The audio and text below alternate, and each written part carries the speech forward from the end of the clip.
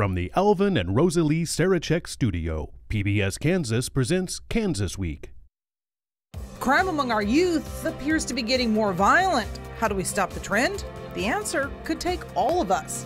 Plus, flat tax, no more. How about just plain tax cuts for everyone? The latest ideas out of Topeka. But first, Medicaid at last. After 4 years of silence, Kansans get to tell state lawmakers what they think about Medicaid expansion.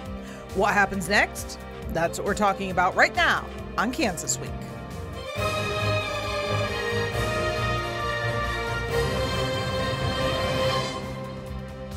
I'm Pilar Pedraza, and this is Kansas Week.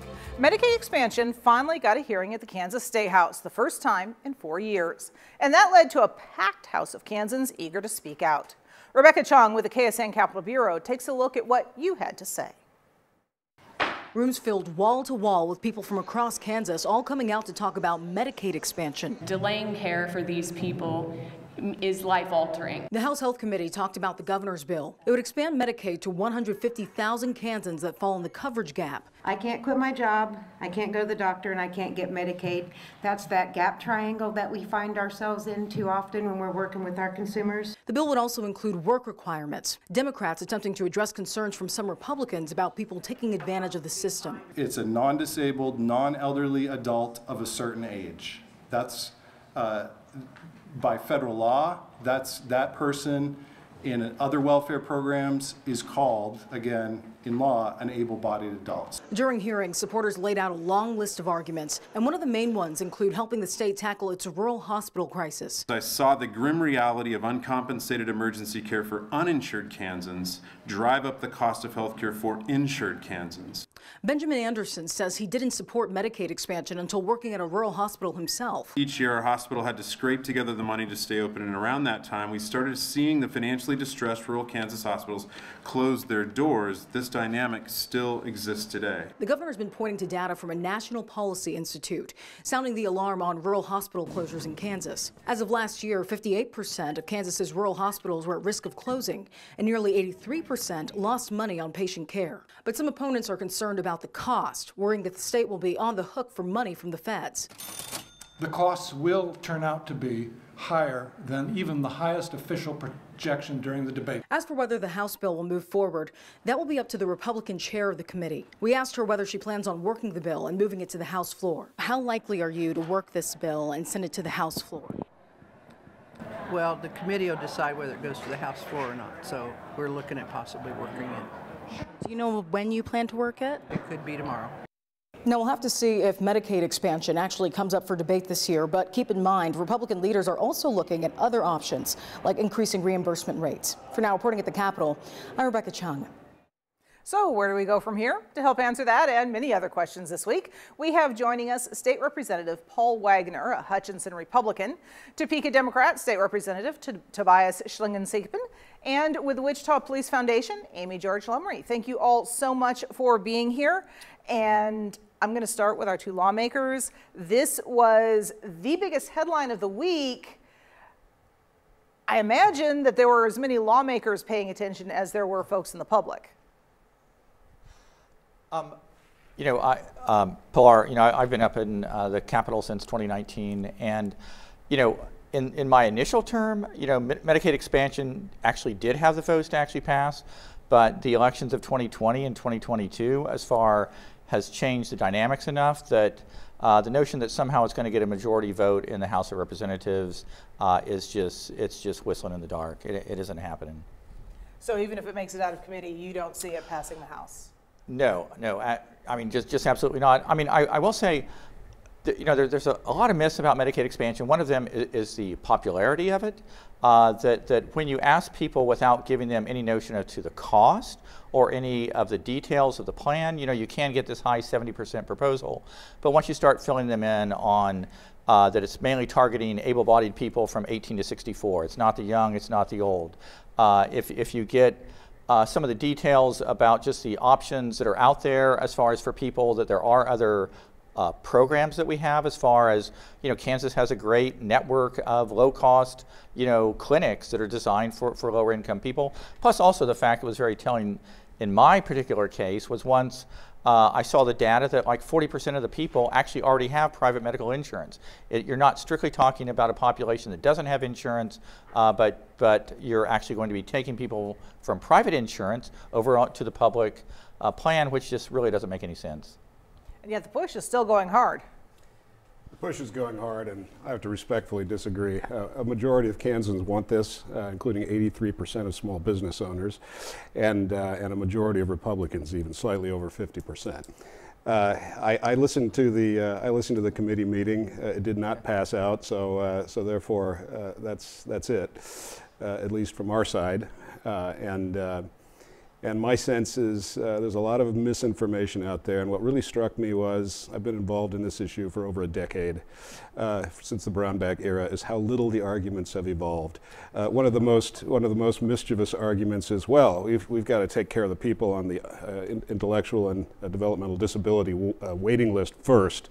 But the funny thing about that is we've been saying that for 10 years and haven't really made any inroads there either. And so these kinds of arguments are really more politics than they are grounded in fact. If I could interject as far as grounded in fact, you know, the situation with rural hospitals, you have to realize that your average, you know, critical care hospital, you know, in rural areas, you'll have 10 to 20 beds, but your average daily patient count is 1 or less. You know, you couldn't run a nursing home with 20 beds with only 1 client. You know, you couldn't run a motel like this. I mean, the notion that the problem with rural hospitals is somehow Medicaid expansion, it's really a question of the market has shifted away from surgeries. People will go to Hayes, they'll go to Garden City, they'll go to Wichita for surgery. They don't stay at their local hospital. I mean, those dynamics are really the underlying economics of it. Plus, you have a lot of hospitals that, you know, 50 years ago, the county had 5,000 or 6,000 people. Now it has 2,000 or 3,000.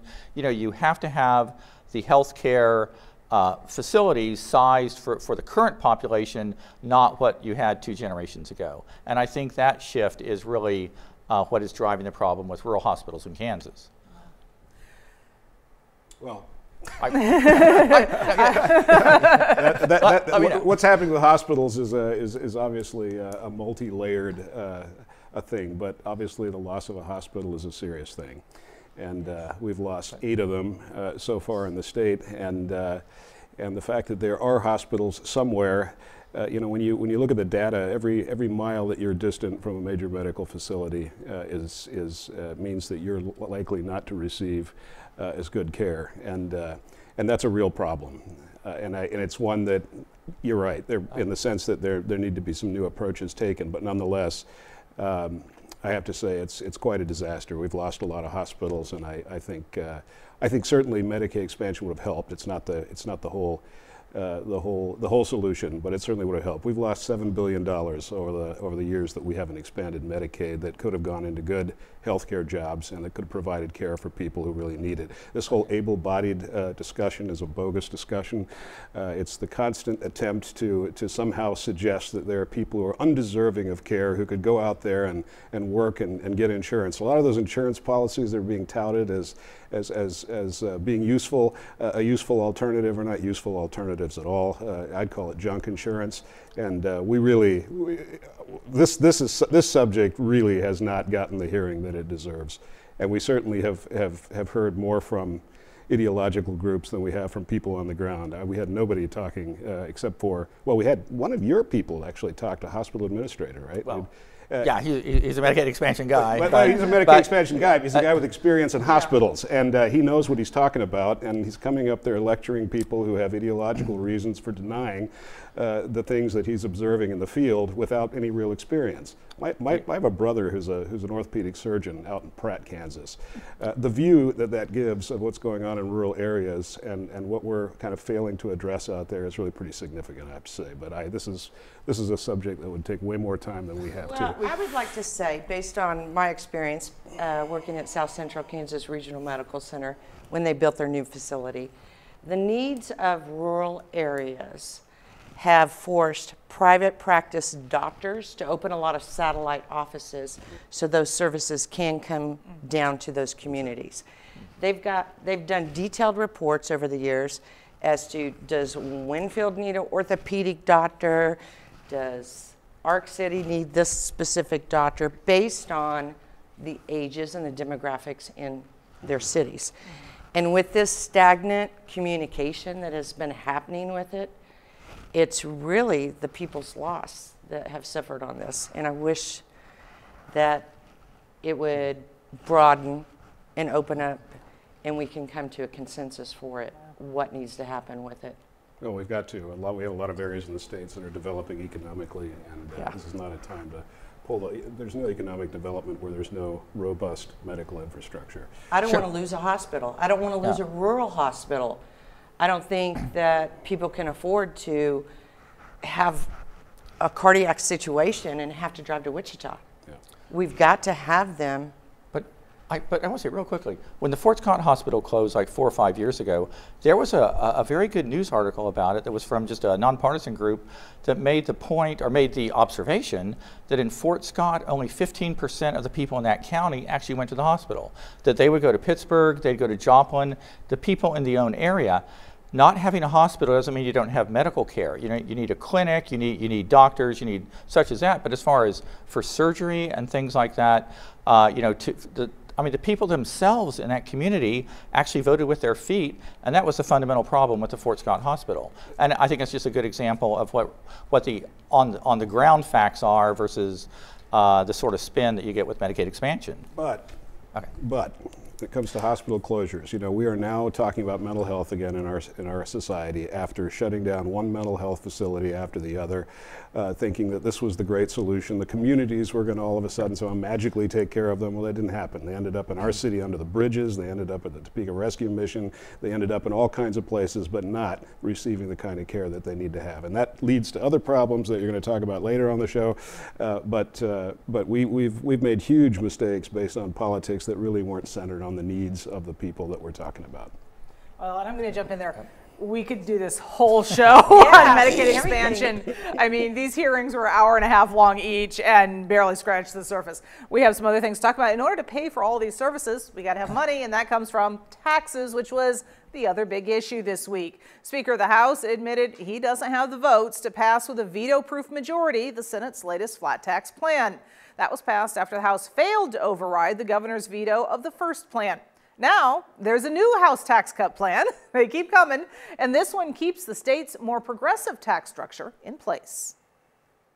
Republicans are racing to get a tax reform plan to the finish line this year. Now, House GOP leaders are coming up with a plan of their own. They held a press conference at the State House this week announcing their new tax bill, which addresses property taxes and Social Security income. It would also get rid of the local ad valorem tax reduction. That's for property tax, and that's despite calls for local officials to replenish the fund this year. The bill also makes changes to the state income tax, but it's different than the flat tax we've seen in other GOP plans. The Republican chair of the House Tax Committee, Representative Adam Smith, said, "We're reducing, making a small reduction in the rate. We're really moving to a 2-bracket system. It's still 3 brackets, but the first bracket will be 0%, so you'll have a taxable income at 0% in that first bracket." In addition to getting rid of the current 3.1% tax bracket, Smith said the new bill would reduce the 5.25% bracket to 5.2%, and the 5.7% bracket would decrease to 5.65%. It would also increase the standard deduction and the Kansas personal exemption. Republicans in the House are planning to fast-track the new bill they've introduced. That means we could see this plan substituted into another bill that's already passed the Senate. And that's a method called a gut and go, but you were talking about office with one of the gentlemen who's working on this plan. Yeah, no, Vice Chairman of House Tax, Brian Bergkamp, we were talking as we were leaving the Capitol, and my understanding is I think they actually did a gut and go and put it into a Senate bill shell, and so it passed out of committee on Thursday, and I think we're expected to have it on the floor in Topeka in the House on Tuesday. All right. So very fast movement. Lots of details in there, but I think a lot of the details of these different tax plans have been very similar with the exception of the income tax structure. And this one sounds much more like the traditional progressive tax structure that we currently have in Kansas and the governor seems to prefer. Well, I think the conversation around taxation is going to head towards some kind of compromise. It absolutely has to. Otherwise, the governor's made it very clear she's going to call us back in the summertime.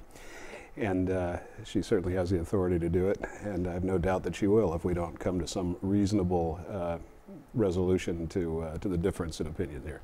You know, I mean, the governor has her input, but of course, a year ago this was going to pass. You know, but you had a few people in the Senate, you know, playing political games, frankly, you know, who stymied the whole situation, at least, you know, from our perspective. And you know, again, you have a huge majorities in the House and the Senate, you know, who would go for the flat tax, but you're just one vote shy with the gubernatorial veto that kills it. So again, this is not ideal. The flat tax proposal that the GOP had was about a $550 million tax cut. This is about a $440 million. I think the governor's plan was about a $330 million. I mean, the hope is, and I heard from people on tax committee, that they thought we actually might get 100 votes. I mean, that a lot of the Democrats, you know, if they're able to vote their conscience, that they would go ahead and go along with this. Because again, tax revenue in Kansas has been over $10 billion. You know, for the last 2 or 3 years, you know, expenses were like at 8.8. I mean, now they're up in the high 9s, currently going to 10. But nevertheless, over the last, I mean, since I've been in the legislature, you know, we've accumulated like $3 billion of more tax revenue coming in than we actually spent, you know, to fully fund the schools, to provide all the different social services and such that we have done. And yet we're still running this surplus. It's high time that we did this, and it would be nice that we don't have to try and override the governor on a veto on this. Hopefully it'll go through without it, but I think even if she would veto it, I think it's enough of a compromise that some of those swing votes, I think, would actually go our way. It's always amazing how compromises look. There are great philosophical differences in this.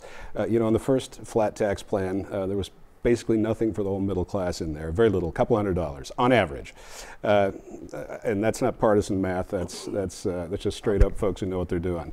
And this was the problem. You know, you might have someone named Charles Coe getting $875,000 in tax returns, while somebody making between $45,000 and $75,000 is going to get a pittance by comparison.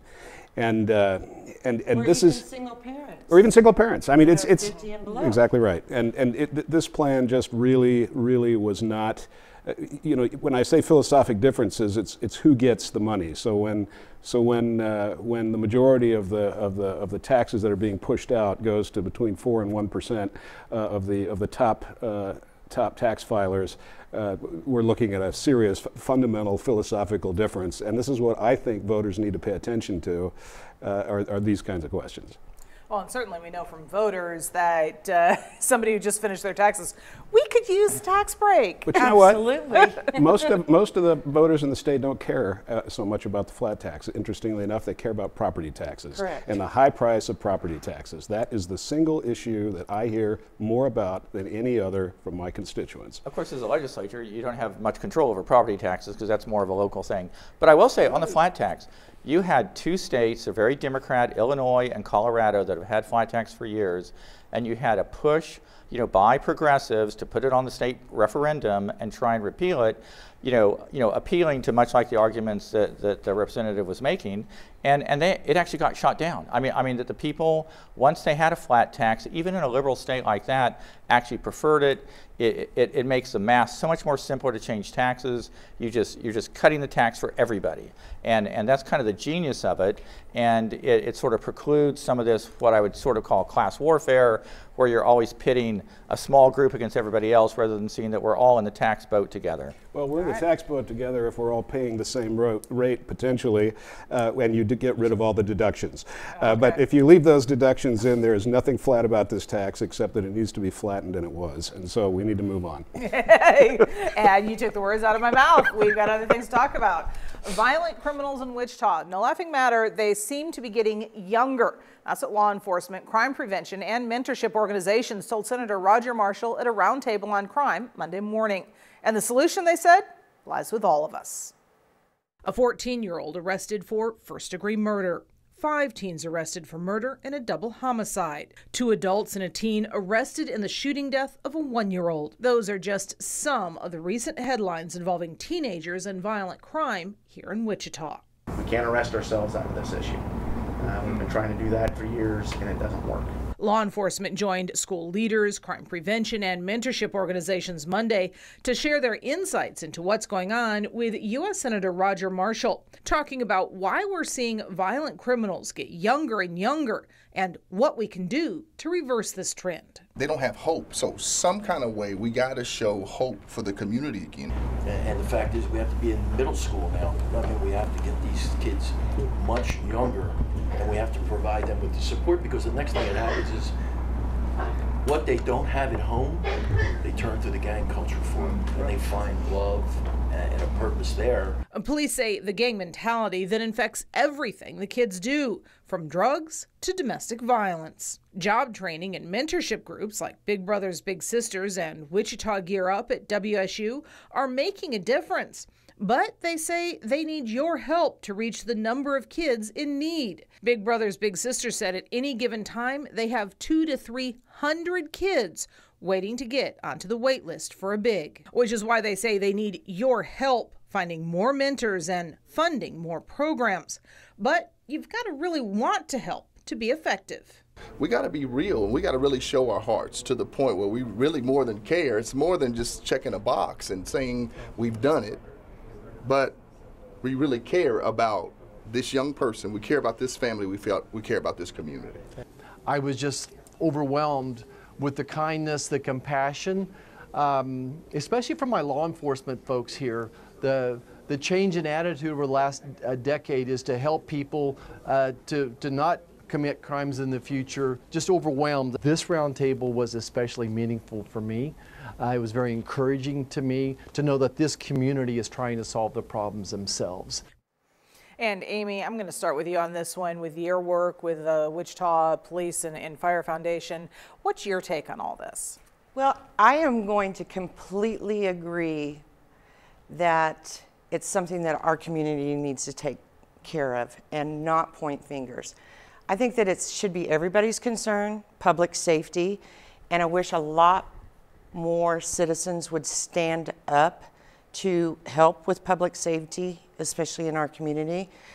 I do know that I have some programs that I've established based on this information that you've just heard, like a random acts of kindness that I do with the Wichita Police Department. Year-round, if an officer, and these are all officer referrals, if they see somebody that needs a hand up, then they have somewhere to turn, which is through the foundation, for support. And we've been doing anywhere from 2 to 5 houses every month, households or individuals. But I can tell you this, what I'm tired of seeing is the police officers taking money out of their own pockets, or firefighters taking money out of their own pockets to help their fellow citizen. We have means in our community to assist these people, and I want it to be used. So I'm thrilled that our community is standing up like they are, especially recently with some of the programs that we have at the foundation. But it should be everyone's responsibility to engage with public safety. And this is an issue. It's not just Wichita that's dealing with this. It's cities around the state. Tobias, you were saying you work as a chaplain with the police department in Topeka. You seeing some of the same things? We see a lot of the same things. We've had a lot of discussion around the violence that we're seeing around Topeka. We've had a lot of shootings for a city our size, a record number of shootings, and so the question is, what's going on? Who's doing this? What are the underlying factors of those involved? And what this is really leading to is indeed the insight that this is something that needs community-wide attention, and everyone needs to pay attention to it. I mean, yes, and I don't think that it's necessarily the enforcement, but enforcement does have a challenge with it. It does. Right now, we're down 40 officers with Wichita Police Department. That is 10 officers on each shift because they run 4 shifts. So if 10 more officers on each shift could be out there, they could be creating more positive community relationships with those people that they see on an everyday basis in their beat. And sorry, you were about to say? Well, I was just going to say, you know, I know in the Hutchinson Police Department has gone to very much more of a neighborhood policing, where they have the same officers working in the northwest part and the southwest. You know, they kind of divide the city, and I think it helps a lot. I think they build a lot of bridges with, you know, minority groups, and just kind of people who might have some sort of alienation from the police to feel more comfortable with it. And, you know, I mean, I don't know the exact data in our town, but I know those are definitely ways, you know, to help engage the community, you know, where you're seeing these spikes in crime. And we were kind of talking earlier about some of the issues that play into all of this, because it's not a standalone issue. No. We also have the rise in drug, substance abuse, overdoses, et cetera, that's going on, the mental health problems that seem to be skyrocketing at the moment. All of those kind of go together, and trying to tackle just one aspect isn't going to solve the whole Gordian knot. No, but there are things that you know can be done. I mean, obviously, when both parents are working because they have to in order to maintain a certain standard of living, the question arises, you know, what happens to the kids? And there are people out there who groom kids to get involved in the drug trade and give them a sense of belonging, and who kind of turn them into runners and things of this nature. And one of the things we've been working on in Topeka is how to disrupt that process. How do we provide, you know, alternative peer support for youth, positive programs. Our department does sports programming, for example, for high-risk neighborhoods, but the Boys and Girls Clubs, for example, are doing what they can do. There are lots of different organizations that are partnering in this, but the recognition of the problem and how you interrupt these cycles, and that includes finding the people who are actually dealing the drugs and getting youth involved, and asking them, what's it going to take to get you to shut down your business? And those are interesting questions that are being asked across the country. What do we need to do for you? Can we send you to Washburn Tech? Can we put you on a different career path? Can we move you somewhere else? What do you need? Do you need medical assistance? But anyway, so we're offering carrots, but behind the carrot there's a stick, and the stick says, take advantage of these offers, or we will find you. Right? Well, some very interesting things there. I expect probably some interesting conversations going on behind the scenes about all of this.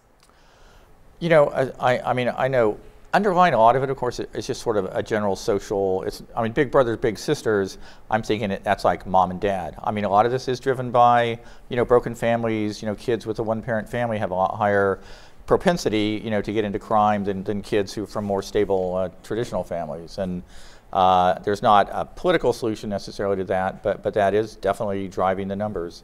Yeah. All right.